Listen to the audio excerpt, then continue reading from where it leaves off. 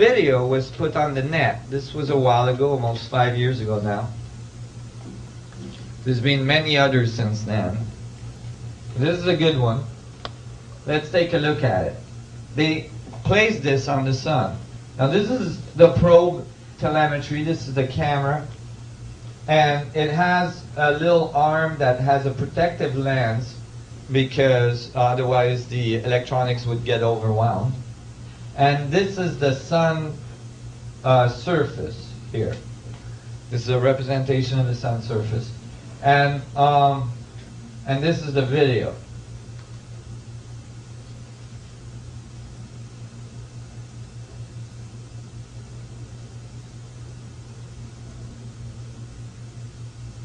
So this video was placed on the net saying comets, sun-gazing comet hits the sun.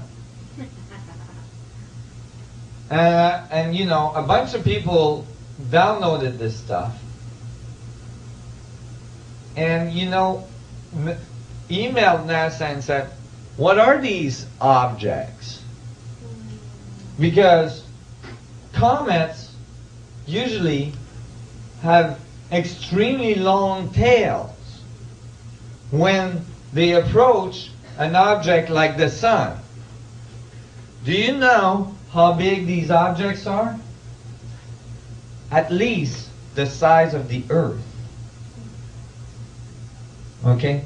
A comet the size of the Earth orbiting the sun or approaching the sun should have a very large tail, very visible tail. So, you know, after a whole bunch of astrophysicists emailed NASA going, what are these objects you're calling comets? They retracted the video. And I was lucky to get a copy because after, you know, a whole bunch of people complained when they retracted the video, they put the video back on. But all of a sudden, the objects had tails. However, let's go back and analyze this video a little bit. You can see the stars in the background all going from left to right. Okay, that's because the probe is orbiting.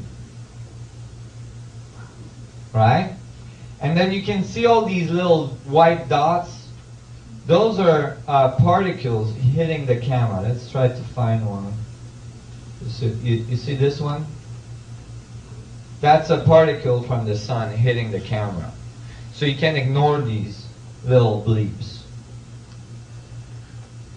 But if you actually go backwards,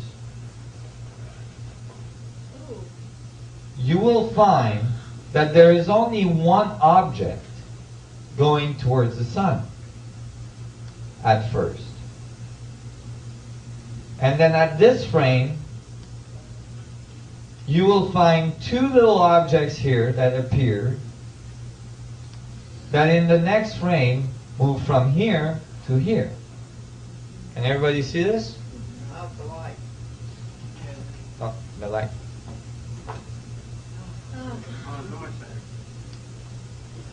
So, from here to there. Right? Now, that's against all the other movements in the background. Okay? And then on the next frame, these two objects become one.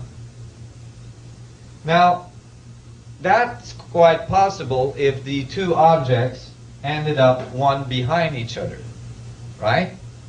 So now it becomes one to an observer here. And then the next frame, these two objects become the second comet, which makes a 90-degree angle turn.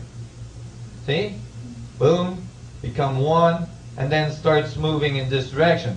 So it came from here, it became one here, and then started moving in a completely 90-degree angle direction from where it was going. Now, the only comets that I know of that do that type of crazy movements are the ones that have little windows and little guys in the back waving. Okay? The size of the Earth? The size of the Earth. And here you can tell that the objects make most likely a full orbit of the sun, and then boom, enters the sun approximately at 19.47 latitude, probably in the sunspot, and then this huge plasma ejection comes out. Let's take a look at it.